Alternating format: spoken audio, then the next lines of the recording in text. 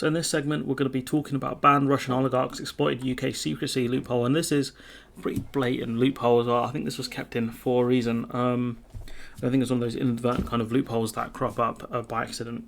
Sanctioned Russian oligarchs from Putin's inner circle exploited a UK secrecy loophole left open by the government. So,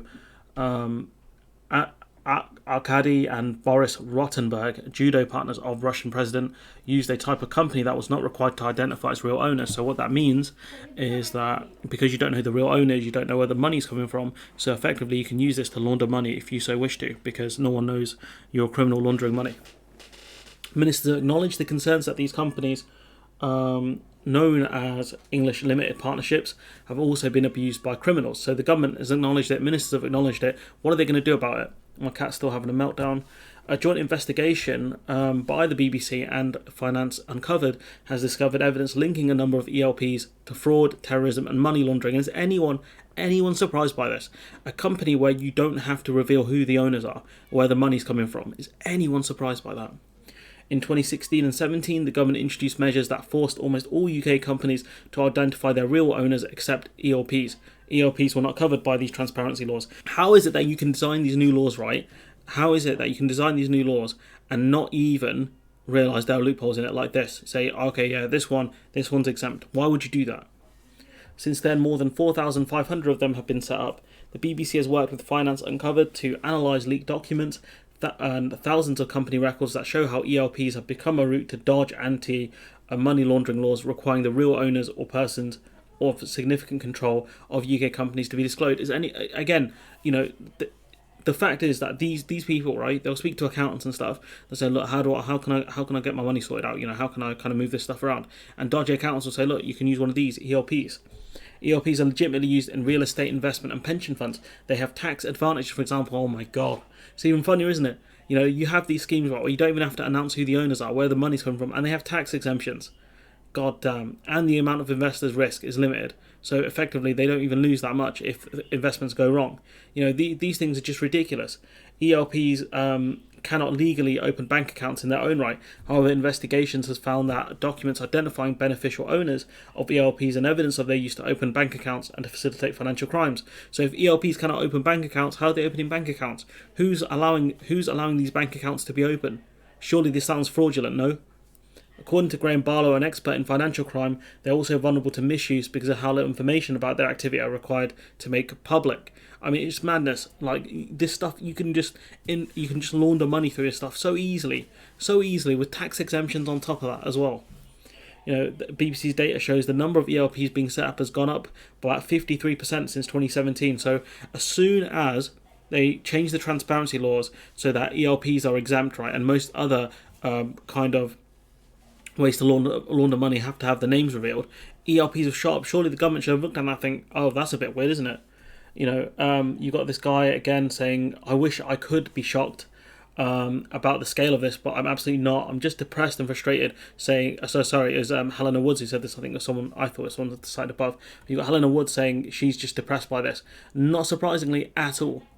Leaked documents show ELPs were marketed as an alternative solution to avoid transparency laws. So they even said, look, this is a way you can avoid your name being detected. A 71-year-old Swiss ceramic artist used in official paperwork to hide the real owners of UK companies was a signatory of more than 160 ELPs. So you've got a person, right, who does ceramics, just an old person. This is just a figurehead, someone who just signs off on the paperwork. That's it. FBI agents investigating the Boston Marathon bombing probed an ELP registered at an address currently home to a barbershop in Bristol, because all they need is an address. That's it. All they need is a flat, and you can register, hundreds of ELPs to one address. Surely the government should have. They knew this could happen. I'm telling you, they knew this could happen. We have established that among those to take advantage of the secrecy ELPs are members of President Putin's inner circle. You've got this gentleman here who loves judo, apparently. There are brothers Arkady and Rotenberg who are subject to an investigation by a US Senate committee in 2020. It said they had exploited a global web of shell companies to avoid US sanctions imposed following the annexation of Crimea. These companies were used to buy millions of dollars worth of art, and that's another way to launder money is through art. That's why some art pieces go for a ton. It's an easy way to launder money. Buy it, sell it, buy it, sell it. But you've got even the Americans saying these guys use shell companies, and some of those shell companies would be ELPs. One of the companies was an ELP, Sinara Company LP, was set up in January 2017, listed its principal place of business as an address a stone's throw away from London's Oxford Circus. Between 2017 and 2018, it sent 14 wire transfers in $9,500 increments, totaling $133,000 or £109,000, to an art advisor who the Senate report said facilitated purchases from Rottenberg. It's pretty blatant money laundering here, sending it in small increments so he doesn't get detected as easily. To what's it called? To an art advisor. Yeah, sure. Under UK law, there's no requirement to disclose who is behind Sinara, which dissolved in 2019, because that's all they do: set them up, knock them down, set them up, knock them down. They just keep popping back up. As soon as you arouse any suspicion or you deal with significant amounts of money, just get rid of the old ELP and call it something else. Call it Neo Sinara, for example. It's a scandal that people like the Rottenbergs have been sanctioned in America for years and still been able to use British corporate structures to bring their money out of Russia through these structures and spend it at will, says Labour MP Dame Margaret Hodge, who chairs a parliamentary group on tax and corruption. The BBC tried to contact the Rottenbergs, but they have not received a response. Very rotten of them. I mean, the scale of this stuff just growing is madness. There's so much more to talk about down here as well. Scottish limited partnerships, SLPs, they were banned by the British government, but for some reason they kept ELPs because SLPs were linked to crime. They said we need to get rid of those. What about the English ones? No, definitely not.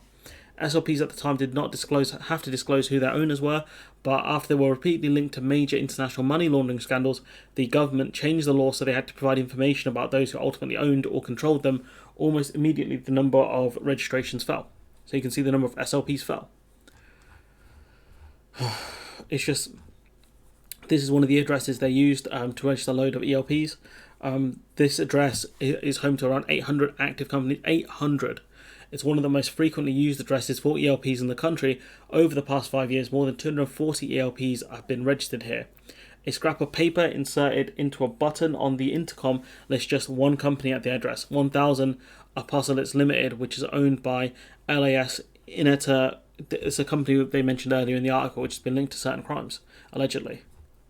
I don't want to get sued by any of these people, but I guess they would have to reveal themselves if they did. A failure of successive British governments to shut down major loopholes in anti-money laundering laws stand in contrast to promises made by senior politicians, because they promised to cut down on this stuff, but ultimately, I don't know if these ELPs can donate to politicians, but I wouldn't be surprised if they could move the money around a bit and start donating after that. 2014, David Cameron said he would act on ELPs, didn't. The following year, Prime Ministers, including Cameron, declared he was determined the UK would not become a safe haven for corrupt money around the world. Yet we are. We still are. The British Isles, the Virgin Islands, these are all places where people launder money.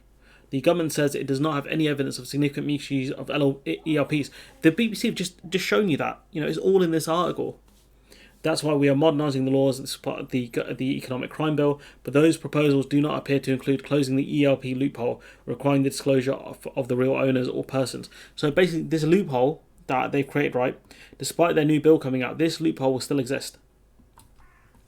This loophole will still exist. That's madness, isn't it? The fact is the BBC have gone to them and said, these ELPs have been linked to crime. What are you going to do about it? And the government said, oh yeah, we'll pass a bill. It's like, is it going to deal with it? It's like, no. Ridiculous. Anyways, I'm going to leave it there. Let me know what you think in the comments below. Like, comment, share, subscribe. Support the channel on Patreon if you can. And hopefully I'll see you in the next one.